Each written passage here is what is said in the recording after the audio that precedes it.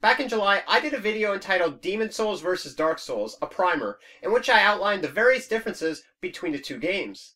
And since that video was so popular, I decided to do another one outlining the various differences between Borderlands and Borderlands 2. So without further ado, I present to you Borderlands vs. Borderlands 2, a primer. Coming in at number 15 is E-Tech replaces ERIDIAN weapons. Now, E-Tech guns are a new type of weapon featured in Borderlands 2, effectively replacing ERIDIAN weapons from the first game. Although they can be found almost anywhere, they are a relatively rare loot and are color-rated magenta as opposed to purple. The component that determines whether a weapon is E-Tech is the barrel. E-Tech weapons have special barrels with hexagonal petal-like structures with glowing interiors that open up when you fire.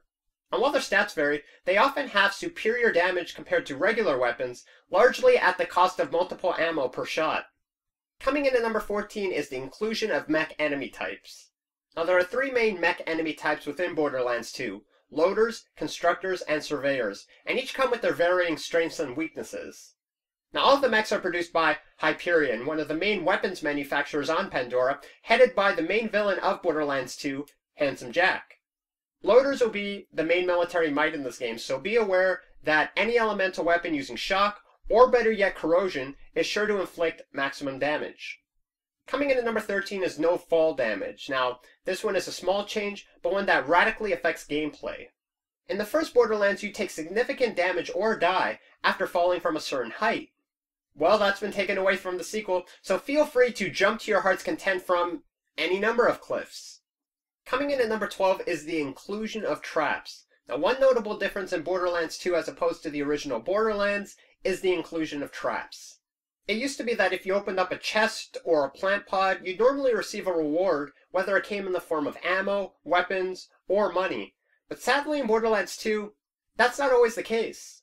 In fact, certain loot droppings contain traps, from live grenades to hostile enemies. It's a little change to keep you on your toes, so always use caution when approaching new loot, because it just might be too good to be true. Coming in at number 11 is Iridium. Iridium is a new element released onto Pandora after the Vault Hunters opened the vault in the first game. In Borderlands 2, the material has been used to manufacture weapons due to its unique properties. Now, E-Tech weapons, as explained before, have a curved organic appearance and do not conform to the standard ammunition used in both games. Being energy weapons, they consume charges from their magazines when fired, and will restore to maximum capacity when not fired for several seconds. So, theoretically, an Iridian weapon can provide unlimited ammunition. Bars of refined Iridium are also used as a means of underground currency, and can be used to purchase character upgrades at the black market. Coming in at number 10 is weapon proficiencies are gone. In the original Borderlands, characters gained proficiency with their equipped weapon whenever experience was achieved from a kill. This also applied even if the kill was scored by an allied unit or teammate. This was known as weapon proficiency, and in Borderlands 2, they no longer exist. All characters have the same abilities with weapons throughout the entire game, with only skills or class mods offering bonuses to particular types. If you've never played the first Borderlands, then this is neither here nor there. But if you've completed the first game, then this changes gameplay dramatically. Coming in at number 9 is character customization. A new feature in Borderlands 2, the Quick Change, allows players to change the look of their Vault Hunter they are playing. Now there are a total of 17 heads and 88 skins for each class that can be unlocked with loot drops, finishing a mission, or killing a boss. Now this isn't exactly the greatest feature since the game is played in first person and the only way you can really see your new skin is in cooperative multiplayer or in the menu systems, but nevertheless this is a nice addition to Borderlands 2. Coming in at number 8 is optional objectives and multiple choice missions. Now this reason is going to be harder to describe simply because it's more organic to the gameplay and makes a lot of the missions in the game less of a chore to play. The first is optional objectives. Some missions in the original Borderlands required you to meet a secondary objective before successfully completing a mission. For example, keeping an ally above a certain amount of health. Now as far as I can tell, these mission types have been completely removed from Borderlands 2, or they do not require you to meet a secondary objective in order to successfully complete a mission. The other is multiple choice missions. Most if not all of the missions in the original Borderlands were extremely linear, whether they had you entering a cave, a warehouse, or an underground base in order to get to the other end.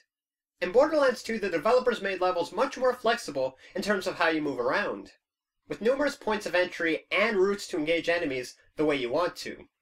Coming in at number 7 is the trading interface. One of the things that's been added to Borderlands 2 is a trading system to allow players to formally trade or sell items. Players can also wager items to be dueled for, although it should be noted that this aspect only applies to cooperative multiplayer. One source of contention for this game is that loot is not evenly distributed in cooperative multiplayer, but rather operates on a first-come, first-served basis. This is especially frustrating after a large raid or boss, leaving players to scramble for the best items. While the trading interface is certainly an improvement, it's also something else to watch out for. Coming in at number 6 is one-point wonders. Now there are an abundance of skills and skill trees in Borderlands 2, each with their own tiered system that can seriously affect gameplay once acquired. Some skills add a new power, while others merely augment existing powers. However, there are a few game-changer skills that can dramatically affect how you play Borderlands 2 with just a small amount of investment to unlock. Again, this is one of the subtler changes, but it's also one worth mentioning. Coming in at number 5 is the removal of elemental nerfing. In the first Borderlands, elemental-based enemies could be taken out through sheer bullet damage, but in Borderlands 2, enemies will take significantly less damage from weapons utilizing elements they have a resistance to.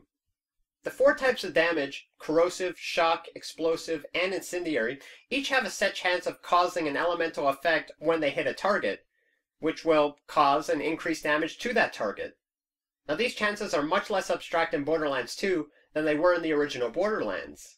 In Borderlands 2, every shot fired by a weapon has a set percentage chance of causing elemental damage, which is promptly displayed on each weapon's item card. Now coming in at number 4 is the writing. One of the things you notice right off the bat from playing Borderlands 2 is that the writing and dialogue have been vastly improved. NPCs in the first game felt like stereotypes more than anything else, but you notice that the characters in Borderlands 2 are more nuanced, they're more fleshed out, and more real despite their over-the-top personalities. This is largely due to the fantastic writing by Anthony Birch and his writing staff at Gearbox Software.